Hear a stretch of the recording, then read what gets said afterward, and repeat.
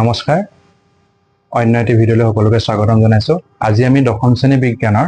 Chapter 6 ৰ এটা important topic পৰিপুষ্টি অৰ্থাৎ নিউট্ৰিচন পঢ়িবলৈ আগবাঢ়িছো এই ভিডিঅ'টোত তোমালোকে নিউট্ৰিচন মানেনো কি নিউট্ৰিচন কিয় প্ৰয়োজন হয় নিউট্ৰিচনৰ প্ৰকাৰ এই বিষয়ে আমি আলোচনা কৰিম পোন প্ৰথমে আমি পঢ়িলওঁ নিউট্ৰিচন অৰ্থাৎ পৰিপুষ্টি মানেনো কি জীৱ এটাই বাহিৰৰ পৰিৱেশৰ পৰা দেই বাহিৰৰ পৰিৱেশৰ পৰা আহাৰ গ্ৰহণ কৰি দেহৰ ভিতৰলৈ শক্তি স্থানান্তৰণ কৰা প্ৰক্ৰিয়াটোকে পৰিপুষ্টি বুলি কোৱা হয় অৰ্থাৎ একেবাৰে সাধাৰণ অৰ্থত বুজিবলৈ গ'লে কি হয় আমি যে খাদ্য খাইছো আমি খাদ্যবোৰ খাই পিনি আমি কি কৰিছো আমাৰ দেহৰ ভিতৰত হজম হৈ পিনি ইয়াৰ পৰা আমি কি পাইছো শক্তি লাভ কৰিছো এই যে খাদ্যটো খাই পিনি ইয়াৰ পৰা আমি শক্তি লাভ কৰিছো কেনেকেনো শক্তি লাভ কৰিছো এই গোটেই প্ৰক্ৰিয়াটোকে আমি কি বুলি কওঁ পৰিপুষ্টি বুলি কওঁ সাধাৰণ অৰ্থত বুজিবলৈ গ'লে হেতুৱে আমি দৈনন্দিন জীৱনত যিবোৰ খাদ্য খাই আছো এই খাদ্যৰ পৰা যি শক্তি লাভ কৰিছো এটা খাদ্যৰ পৰা শক্তি উৎপন্ন হোৱালৈকে এটা নিৰ্দিষ্ট প্ৰক্ৰিয়াৰ মাজেদি যায় এই নিৰ্দিষ্ট প্ৰক্ৰিয়াটোকে আমি কি বুলি কওঁ পৰিপুষ্টি বুলি কওঁ এটা পৰিপুষ্টি কিয় লাগে আমাক বা সাধাৰণকৈ ক'বলৈ গ'লে আমাক শক্তি কিয় লাগে বা পৰিপুষ্টিৰ প্ৰয়োজনীয়তানো কি পৰিপুষ্টিৰ প্ৰয়োজনীয়তা কি হ'ব পাৰে আমাৰ উদাহৰণস্বৰূপে আমাৰ দেহৰ কি লাগিব বৃদ্ধি আৰু বিকাশৰ কাৰণে আমাক পৰিপুষ্টি লাগে তাৰ পিছত বিভিন্ন ধৰণৰ কাৰ্যবোৰ সুচাৰুৰূপে কৰিবৰ কাৰণে আমাক পৰিপুষ্টি দৰকাৰ হয় তাৰ পিছত এটা জীৱ বৰ্তি থাকিবৰ কাৰণে যিবোৰ জীৱন প্ৰক্ৰিয়া থাকে যেনেকৈ শ্বসন ৰেচন এই গোটেইবোৰ চলি থাকিবৰ কাৰণে কি লাগে আমাক তেতিয়াহ'লে পৰিপুষ্টি লাগে তো পৰিপুষ্টি মানে কি ক'লো তেতিয়াহ'লে যে জীৱ এটা বাহিৰৰ পৰিৱেশৰ পৰা যি খাদ্য খাব সেই খাদ্যৰ পৰা যি শক্তি উৎপন্ন হৈ পিনি নিজৰ দেহৰ ভিতৰলৈ সেই শক্তিখিনি লৈ যাব সেই প্ৰক্ৰিয়াটোকে আমি কি বুলি কওঁ পৰিপুষ্টি বুলি কওঁ আৰু পৰিপুষ্টি কিয় লাগে অৰ্থাৎ আমাক শক্তি কিয় লাগে যে বৃদ্ধি আৰু বিকাশৰ কাৰণে প্ৰয়োজন হয় আমাৰ দৈনন্দিন জীৱনত আমি খোজ কাঢ়িছো কথা কৈছো এইবোৰ হ'বৰ কাৰণে আমাক যিটো শক্তি লাগিব গতিকে সেইটো কাৰণে কি লাগে পৰিপুষ্টি হোৱাটো আমাৰ কাৰণে প্ৰয়োজন হয় তাৰপৰা যিবোৰ জীৱন প্ৰক্ৰিয়া থাকে অৰ্থাৎ এটা মানুহ যিকোনো এটা জীৱ জীয়াই থাকিবৰ কাৰণে কি হ'ব লাগে শ্বসন হ'ব লাগে ৰেচন হ'ব লাগে বা এনেকুৱা ধৰণৰ যিখিনি ক্ৰিয়া হৈ থাকিব লাগে সেই গোটেই ক্ৰিয়াখিনি সুচাৰুৰূপে হ'বৰ কাৰণে আমাক কি দৰকাৰ হয় পৰিপুষ্টি প্ৰয়োজন হয় এইটোৱে আচলতে তোমালোকৰ পৰিপুষ্টি কি আৰু ইয়াৰ প্ৰয়োজনীয়তা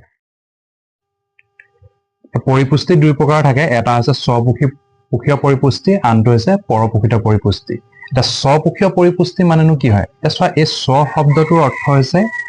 নিজে তাৰমানে ইয়াৰ পৰাই অৰ্থটো ওলাই থাকে স্বপোষীয় পৰিপুষ্টি মানে কি যিবোৰ জীৱই নিজেই নিজৰ খাদ্য প্ৰস্তুত কৰিব পাৰে স্বপোষীয় পৰিপুষ্টিটোক অটোট্ৰফিক নিউট্ৰিচন বুলি কোৱা হয় অটোট্ৰফিক নিউট্ৰিচন আনহাতে পৰপোষিতটোক কোৱা হয় হেটেৰট্ৰফিক নিউট্ৰিচন বুলি কোৱা হয় তাহলে স্বপোষীয় পৰিপুষ্টি কাক বোলে যিবোৰ জীৱই নিজে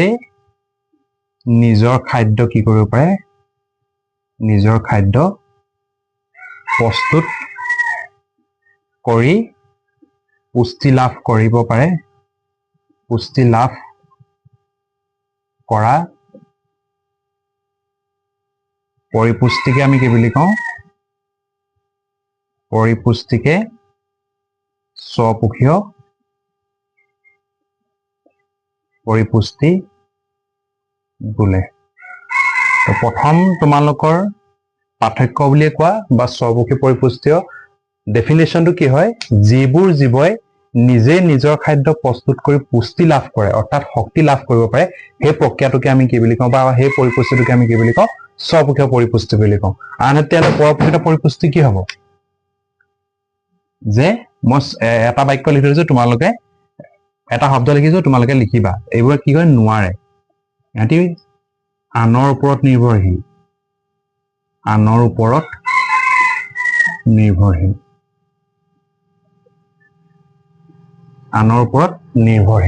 তাৰমানে যিবোৰ জীৱই নিজে নিজৰ খাদ্য প্ৰস্তুত নকৰি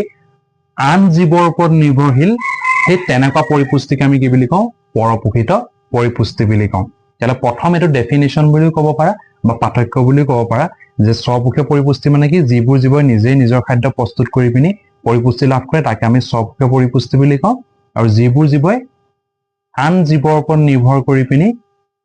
পৰিপুষ্টি লাভ কৰে তাকে আমি কি বুলি কওঁ পৰপোষিত পৰিপুষ্টি বুলি কওঁ এটা খেলিমেলি এটা শব্দ হয়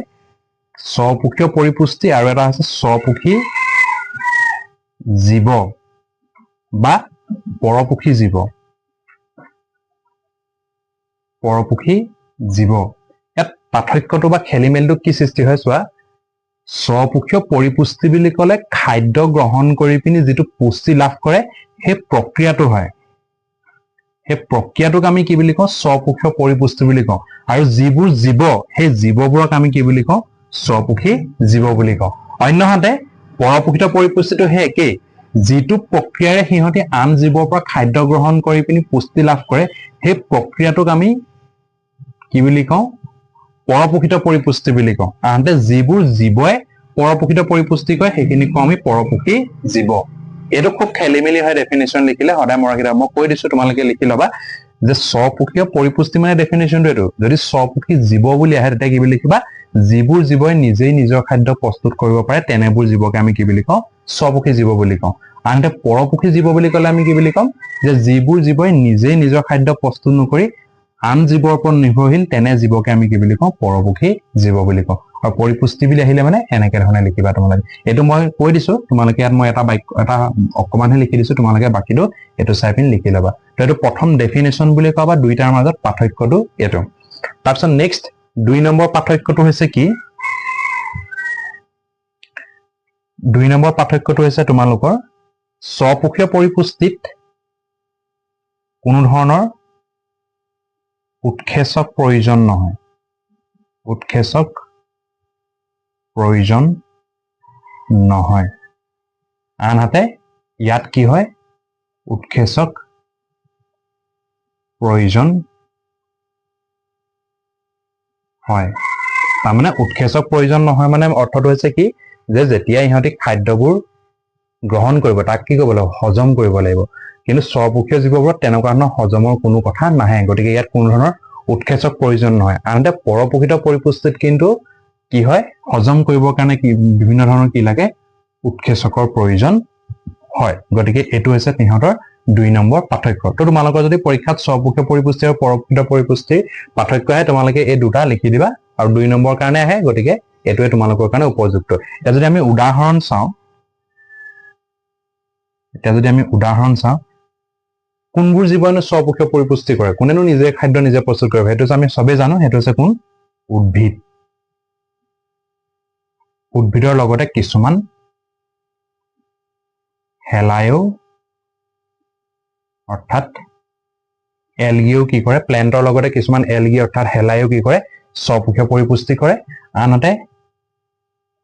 ইয়াত কি পৰিব জীৱ মানে অৰ্থাৎ মানুহ গৰু ছাগলী পৰা আদি কৰি এই জীৱবোৰ পৰিব লগতে আৰু কি পৰিব ভেঁকুৰ পৰিব ইহঁতি কি হয় আনবোৰ জীৱৰ ওপৰত কি হয় নিৰ্ভৰশীল হয় গতিকে স্বপুষীয় পৰিপুষ্টি আৰু পৰপোষীয় পৰিপুষ্টিটো কাক বোলে বুজি পালা লগতে মই তোমালোকক পাৰ্থক্যকেইটাও লিখাই দিলো এতিয়া আমি স্বপুষীয় পৰিপুষ্টিৰ বিষয়ে আৰু অলপ ভালকে পঢ়ো আহা এতিয়া স্বপুষীয় পৰিপুষ্টি আমি কোনে কৰে বুলি ক'লো উদ্ভিদে কৰে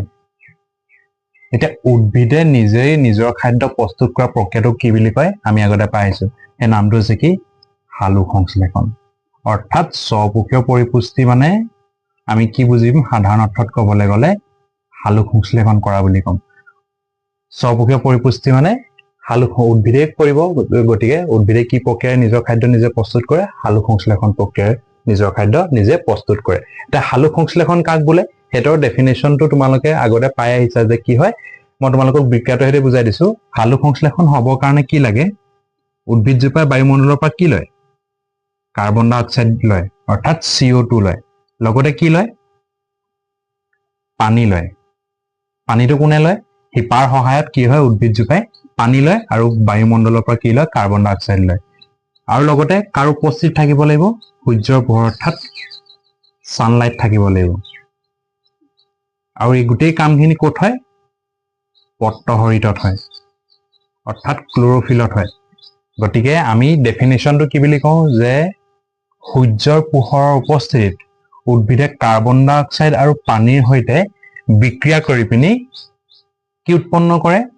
কাৰ্বহাইড্ৰেটটো ইয়াৰ নামটো হৈছে কি C6H12O6 এটোকে আমি কি বুলি কওঁ গ্লুকোজ বুলি কওঁ লগতে কি উৎপন্ন কৰিব অক্সিজেন গেছ উৎপন্ন কৰিব আৰু লগতে কি উৎপন্ন কৰিব পানী উৎপন্ন কৰিব গতিকে সালোক সংশ্লেষণ কাক বুলি ক'লে আমি কি বুজিম যে উদ্ভিদজোপাৰ পাতৰ পত্ৰহৰিতত কাৰ্বন ডাই অক্সাইড পানীৰ সৈতে বিক্ৰিয়া কৰি কাৰ উপস্থিতিত সূৰ্যৰ পোহৰৰ উপস্থিতিত কাৰ্বহাইড্ৰেট বা গ্লুকোজ অক্সিজেন আৰু পানী উৎপন্ন কৰা বিক্ৰিয়াটোকে আমি কি বুলি কওঁ সালোক সংশ্লেষণ বুলি কওঁ গতিকে এইটোকে আমি সমতুল্য কৰি দিওঁ এফালে 6 এফালে 6H2O লগতে কি থাকিব সৰি এইটো 12H2O হয় আৰু এফালে থাকিলে 6H2O এই বিক্ৰিয়াটোকে আমি কি বুলি কওঁ সালোক সংশ্লেষণৰ বিক্ৰিয়া বুলি কওঁ তোমালোকে ডেফিনেশ্যনটো নিজে এতিয়া লিখিব পাৰিবা মই কি বুলি কৈছো আকৌ এবাৰ ডেফিনেশ্যনটো কৈ দিছো উদ্ভিদে সূৰ্যৰ পোহৰৰ উপস্থিতিত কাৰ্বন ডাই অক্সাইড আৰু পানীৰ সৈতে বিক্ৰিয়া কৰি গ্লুকোজ অক্সিজেন আৰু পানী উৎপন্ন কৰা প্ৰক্ৰিয়াটোকে আমি কি বুলি কওঁ সালোক সংশ্লেষণ বুলি কওঁ এই সালোক সংশ্লেষণ প্ৰক্ৰিয়াটো ঘটিবলৈ যাওঁতে তিনিটা ঘটনা ঘটে প্ৰথম ঘটনাটো হৈছে কি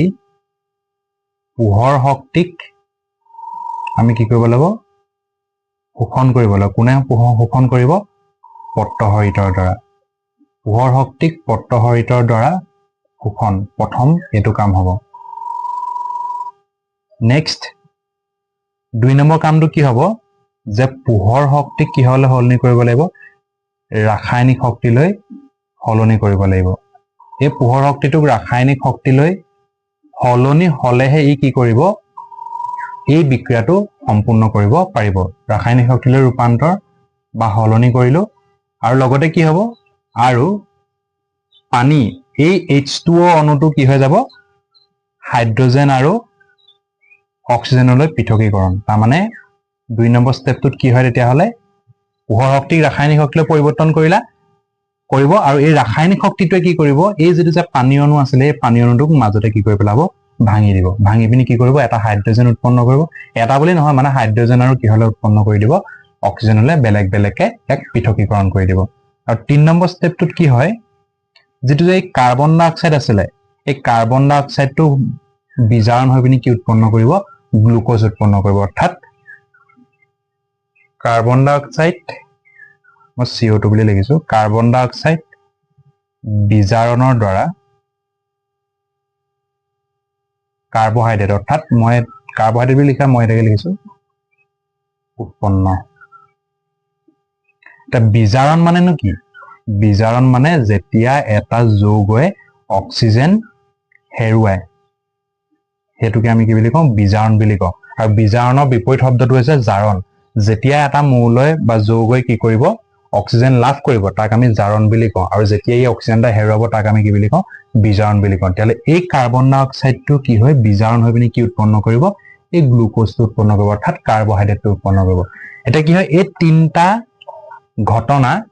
এটা সালোক সংশ্লেষণ প্ৰক্ৰিয়াত ঘটে এটা কিন্তু এটো যদিও মই 1 2 3 কে লিখিছো এতিয়া এনেকুৱা কোনো ধৰা বন্ধা নিয়ম নাই যে এই 1 নম্বৰটো প্ৰথমতে হ'ব তাৰপিছত এটো হ'ব তাৰপিছত এটো হ'ব এনেকুৱা কোনো ধৰা বন্ধা নিয়ম নাই হয়তো প্ৰথমতে এটো হ'ব পাৰে তাৰপিছত বোলে এটোহে হ'ল তাপা বোলে এটোহে হ'ল যিকোনো প্ৰক্ৰিয়াৰ মাজতে এটো যাব পাৰে তো কোনো এটা নিৰ্দিষ্টকে বোলে 1 নম্বৰ এটোই হ'ব লাগিব পোহৰ শক্তিক পত্ৰহৰিতৰ দ্বাৰা শোষণ এটোৱে যে হ'ব লাগিব তেনেকুৱা কোনো ধৰা বন্ধা নাই এটো আসলে কেলে ধৰা বন্ধা নহয় বুলি কেনে গম পালে যেহেতু মৰুভূমি উদ্ভিদবোৰৰ পাতৰ নাথাকে গতিকে ইহতিটো সালোক সংশ্লেষণ কৰিব লাগিব ইহতি সালোক সংশ্লেষণ কৰিবৰ কাৰণে এই নিয়মগিৰা ধৰা বন্ধা নিয়ম নহয় সাধাৰণতে আমাৰ বাকি যিবোৰ পাত থকা গছ থাকে মানে আমাৰ বাকি মৰুভূমি বাহিৰে বাকি অঞ্চলবোৰত থকা উদ্ভিদখিনিয়ে কিন্তু এই তিনটা দফা প্ৰায় একাধিক ক্ৰমে সম্পূৰ্ণ কৰে মই কিন্তু শব্দটো কৈছো প্ৰায় তাৰমানে কৰিবই বুলি কোনো ধৰা বন্ধা নিয়ম নাই কিন্তু এই তিনটা ঘটনা ঘটাটো প্ৰায় ঘটে তো এইটো আসলে তোমালোকৰ সালোক সংশ্লেষণৰ বিক্ৰিয়া আৰু ঘটনাগিটা এতিয়া আমি আহো এইগিটা আমি কোৰ পৰা পাওঁ বুলি কম পালো পানী কিহত পায় উদ্ভিদজোপাই হিপাৰ সহায়ত পায় আৰু এই কাৰ্বন ডাই অক্সাইডটো ক'ত পায় বায়ুমণ্ডলৰ পৰা পায় আৰু এই বায়ুমণ্ডলৰ পৰা ইয়াক পাতত থকা এবিধ বিশেষ অংগ তাৰ নামটো হৈছে পত্ৰৰন্ধ্ৰ এই পত্ৰৰন্ধ্ৰৰ সহায়ত কি কৰে বায়ুমণ্ডলৰ পৰা এজোপা উদ্ভিদে কাৰ্বন ডাই অক্সাইড গ্ৰহণ কৰে এটা তোমালোকৰ পত্ৰৰন্ধ্ৰ মানে কি পাতৰ ফুটা বা পাতৰ ছিদ্ৰ পাতত থকা সৰু সৰু ছিদ্ৰবোৰকে আমি কি বুলি কওঁ পত্ৰৰন্ধ্ৰ বুলি কওঁ পত্ৰ মানে পাত ৰন্ধ্ৰ মানে ছিদ্ৰ বা ফুটা তেতিয়ালে এই পত্ৰৰন্ধ্ৰটো অৰ্থাৎ এটা তোমালোকে যদি এটা কথা মন কৰা ধৰিছো এখিলা এখিলা পাত এখিলা এটা সৰু ফুটা এটা আছে ঠিক আছে ধৰিছো মই এটা ফুটা আছে এই ফুটাটোকে আমি কি বুলি কওঁ পত্ৰৰন্ধ্ৰ বুলি কওঁ এইটো আচলতে মাইক্ৰস্কোপৰ দ্বাৰা অনুবীক্ষণ যন্ত্ৰৰ সহায়ত আমি দেখা পাওঁ এতিয়া এই পত্ৰৰন্ধ্ৰটো সদায় খোলা থাকে কিন্তু যদি ই সদায় খোলা থাকে তেতিয়াহলে ইয়াৰ মাজেদি এনি টাইম যিবোৰ গেছ হক এইবোৰ কি হৈ থাকিব আদান প্ৰদান হৈ থাকিব কিন্তু যেটো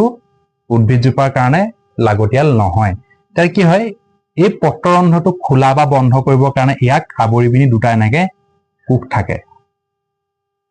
এনেকে দুটা কোষ থাকে এই কোষগুটাৰ নামটো হৈছে কি ৰক্ষী কোষ বা গাৰ্ড সেল এই ৰক্ষী কোষ দুটাই কি কৰে এই পত্ৰৰন্ধ্ৰটো খুলিব বা বন্ধ কৰিব এটা প্ৰশ্নটো কেনেকে আহে যে ৰক্ষী কোষ দুটাই কেনেকেনো পত্ৰৰন্ধ্ৰটো খোলা বা বন্ধ কৰিব পাৰে এটো আসলে ৰক্ষী কোষটো কেতিয়া খোল খাব বা কেতিয়া বন্ধ হ'ব এটো নিৰ্ভৰ কৰে পানীৰ গ্ৰাহতাৰ ওপৰত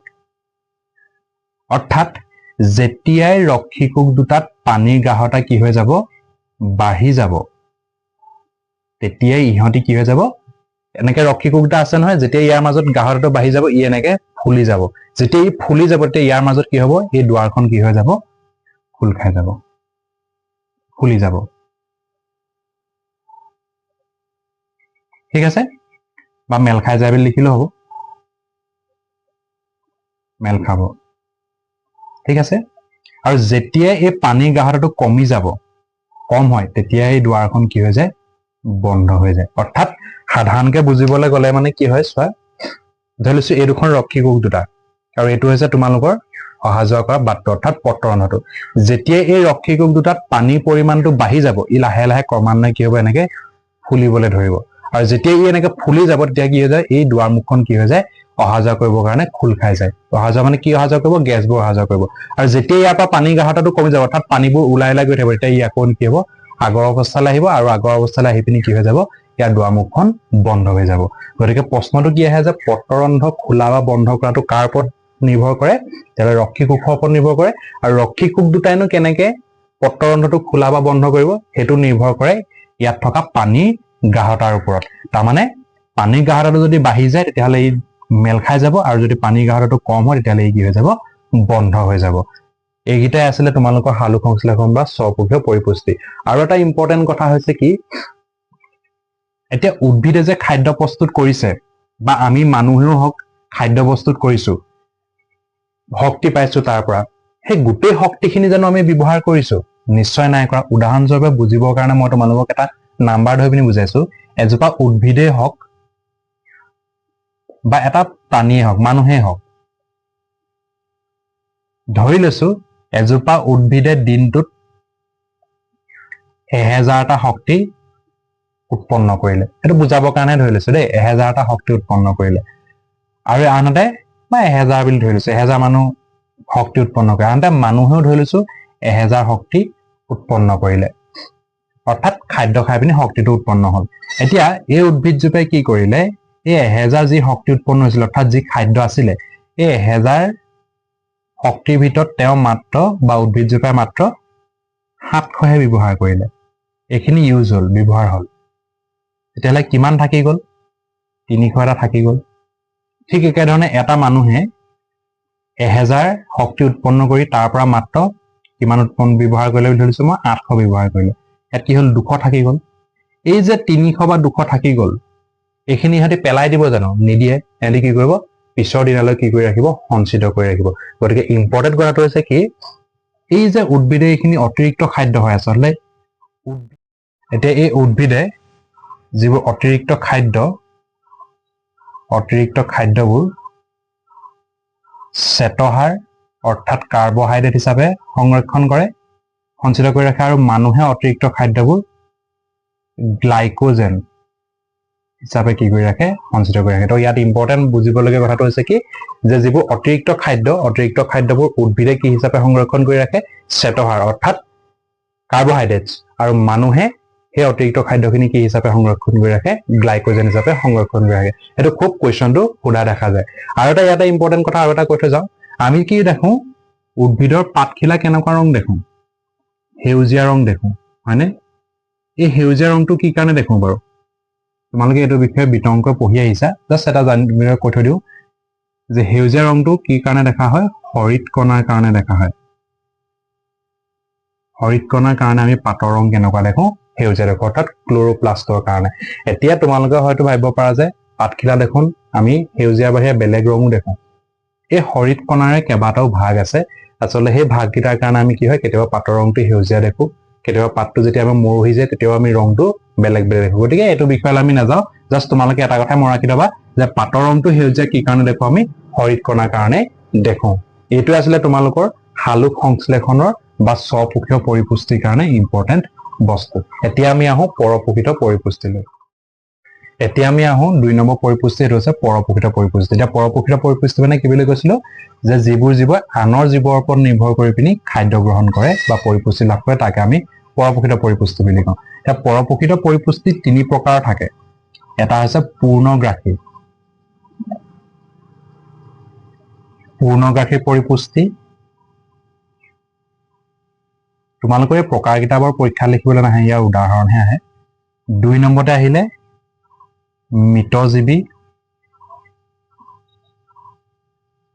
মৃতজীৱী পৰিপুষ্টি।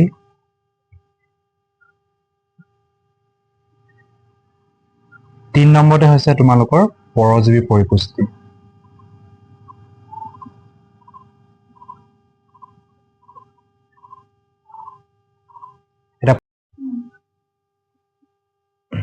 আৰু 3 নম্বৰটো হৈছে পৰজীৱী পৰিপুষ্টি। এতিয়া পূৰ্ণগ্ৰাসী পৰিপুষ্টি মানে কি হয়, যেতিয়া এটা জীৱই আন এটা জীৱৰ গোটেই অংশ বা তাৰ আধাটো অৰ্থাৎ এটা সম্পূৰ্ণ জীৱক যেতিয়া খাই দিব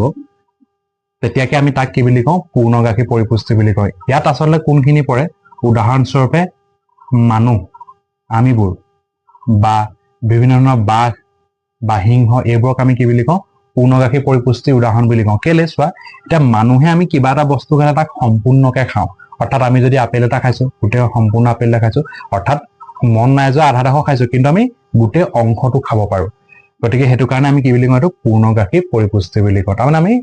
এটা জীৱ সম্পূৰ্ণকে খাই দিওঁ বা নহ'লে সেই তাৰ কিবা এটা অংশ খাওঁ। যেনেকে আমি আপেল গছজোপাক নাই খোৱা কিন্তু আপেল গছজোপাৰ আপেলটো তাৰ এটা অংশ আমি খাইছোঁ। এইটোকে কোৱা হয় পূৰ্ণগ্ৰাসী পৰিপুষ্টি। আনটা যে মৃতজীৱী পৰিপুষ্টি, তাৰমানে নামটো শুনিয়ে গম পাইছা, মৃতজীৱী মানে কি মৃত, গেলা পচা। তাৰমানে যিবোৰ জীৱই গেলা পচা বস্তুৰ পৰা পুষ্টি লাভ কৰে সেইটোকে আমি কি বুলি কওঁ মৃতজীৱী পৰিপুষ্টি বুলি কওঁ। উদাহৰণস্বৰূপে কি হ'ব, ভেঁকুৰ হ'ব। কিছুমান নিৰ্দিষ্ট ভেঁকুৰবোৰ কি হয় মৃতজীৱীৰ উদাহৰণ হ'ব। ইহঁতি বিভিন্ন ধৰণৰ গেলা পচা বস্তুৰ পৰা কি কৰে খাদ্য গ্ৰহণ কৰে। বা তোমালোকে ক'ব পাৰা কাঠফুলাটো আচলতে ইয়াতে পৰিব, বা কাঠফুলা, ইষ্ট, এইবোৰ হৈছে মৃতজীৱী পৰিপুষ্টি। লাষ্ট আহিলে পৰজীৱী পৰিপুষ্টি। পৰজীৱী পৰিপুষ্টি মানে কি, ই অন্য দেহত থাকি বা অন্য দেহৰ পৰা কি লাভ কৰে পৰিপুষ্টি লাভ কৰে। ই নিজেই খাদ্য প্ৰস্তুত নকৰেতো আমি পৰপোষিত পৰিপুষ্টি কৰিছোঁ, খাদ্য প্ৰস্তুত নকৰে, কিন্তু ই কি কৰিব বেলেগৰ দেহত থাকি সেই জীৱটোৰ পৰা কি কৰিব খাদ্য গ্ৰহণ কৰিব। উদাহৰণস্বৰূপে ইয়াত কোনখিনি পৰিব, উদাহৰণস্বৰূপে জোক, ওকণি, ফিতাপেলু, আকাশীলতা, এইবোৰ হৈছে তোমালোকৰ পৰজীৱী পৰিপুষ্টিৰ উদাহৰণ। কাৰণ চোৱা, জোকটোৱে কি কৰে, ই বেলেগ মানুহেই হওক বা বেলেগ গৰু ছাগলী হওক বা এনেকুৱা জীৱ জন্তুবোৰৰ দেহত গৈ পিনি কি কৰে তাৰ পৰা তেজটো শুহি লয়, অৰ্থাৎ তাৰ পৰা কি কৰে খাদ্য গ্ৰহণ কৰে। আচলতে যিটো দেহৰ পৰা খাদ্য গ্ৰহণ কৰে তাক আমি পোষক বুলি কওঁ, হোষ্ট বুলি কওঁ। আৰু ইহঁতি কি কৰে সেই হোষ্টৰ পৰা অৰ্থাৎ পোষকৰ পৰা কি কৰে খাদ্য গ্ৰহণ কৰে। ইহঁতক সেইটো কাৰণে কি বুলি কোৱা হয় পৰজীৱী জীৱ বুলি কোৱা হয়। আৰু এই পৰিপুষ্টিটোক আমি কি বুলি কওঁ পৰজীৱী পৰিপুষ্টি বুলি কওঁ। এতিয়া পৰকৃত পৰিপুষ্টি মানে কি কি প্ৰকাৰ বুলি ক'লো প্ৰথমটো হৈছে পূৰ্ণগাশী পৰিপুষ্টি তাৰপৰা মিতজীৱী পৰিপুষ্টি আৰু পৰজীৱী পৰিপুষ্টি পূৰ্ণগাশী পৰিপুষ্টি মানে কি যেতিয়া এটা জীৱই আনটো জীৱৰ গোটেই অংশটো বা তাৰ এটা অংশ খাই পেলাব হেতুকে আমি পূৰ্ণগাশী পৰিপুষ্টি বুলি কওঁ খাই পেলাব মানে কি খাই পিন তাৰ পৰা শক্তি আহৰণ কৰিব উদাহৰণস্বৰূপে মানুহ বা কেনেকৈ ধৰণৰ যিবোৰ জীৱ-জন্তু আছে আচলতে এই পূৰ্ণগাশী পৰিপুষ্টিকে জীৱ-জন্তুবোৰকে তিনিটা ভাগত ভাগ কৰিছে মাংসভোজী তৃণভোজী আৰু সৰ্বভোজী তাত আৰু কি পৰিব তোমালোকে নিজে গম পাইছা আনটো আহিলে মিতজীৱী পৰিপুষ্টি যিবোৰ জীৱই গেলা পচা বস্তুৰ পৰা কি লাভ কৰে পৰিপুষ্টি লাভ কৰে অৰ্থাৎ শক্তি লাভ কৰে তাকে আমি কি বুলি কওঁ মিতজীৱী পৰিপুষ্টি বুলি কওঁ উদাহৰণস্বৰূপে ভেঁকুৰখিনি পৰে ইয়াত আচলতে আৰু ৩ নম্বৰ আহিলে পৰজীৱী পৰিপুষ্টি মানে কি ই বেলেগৰ দেহত থাকি বা বেলেগৰ দেহৰ পৰা খাদ্য গ্ৰহণ কৰি পিনি শক্তি লাভ কৰে সেই পৰিপুষ্টিটোকে আমি কি বুলি কওঁ পৰজীৱী পৰিপুষ্টি বুলি কওঁ আৰু ইয়াৰ উদাহৰণ কি পৰে জোক হয় ওকণি তাৰপিছত তোমালোকৰ ফিটা পেলু এই বিভিন্ন ধৰণৰ থাকে আৰু অন্য দেহৰ পৰা কি কৰে সিহঁতি খাদ্য গ্ৰহণ কৰে আৰু যাৰ দেহৰ পৰা খাদ্য গ্ৰহণ কৰে তাকে আমি কি বুলি কওঁ পোষক বুলি কওঁ ইয়াতে প্ৰশ্নটো কেতিয়াবা কি আহে পৰজীৱীটোকে মানে দুটা ভাগত ভাগ কৰিছে এটা হৈছে অন্তঃপৰজীৱী আৰু আনটো হৈছে বহিঃপৰজীৱী তাৰমানে যিবোৰ জীৱৰ দেহৰ ভিতৰত থাকি আন এটা জীৱৰ দেহৰ ভিতৰত থাকি পিনি শক্তি আহৰণ কৰিব তাকে কি বুলি কয় অন্তঃপৰজীৱী উদাহৰণস্বৰূপে ফিটা পেলু সাধাৰণতে মানুহৰ দেহত থাকি পিনি তাৰ পৰা শক্তি লাভ কৰে বহিঃপৰজীৱী কি কৰিব এইবোৰ জোক ওকণি এইবোৰ কি কৰিব এটা জীৱৰ দেহৰ বাহিৰত থাকি পিনি সিহঁতি তাৰ পৰা কি কৰে খাদ্য গ্ৰহণ কৰে এইটোৱে আছিলে তোমালোকৰ পৰিপুষ্টি ইয়াৰ নেক্সট ভিডিঅ'ত আমি মানুহৰ পৰিপুষ্টিৰ বিষয়ে পঢ়িম তো ইমানটোলৈকে যদি ভিডিঅ'টো চালা তেতিয়াহ'লে চেনেলটো ছাবস্ক্ৰাইব কৰিবা লগতে ভিডিঅ'টো লাইক এটা কৰিবা আৰু লগতে কমেণ্ট এটা কৰিবা ধন্যবাদ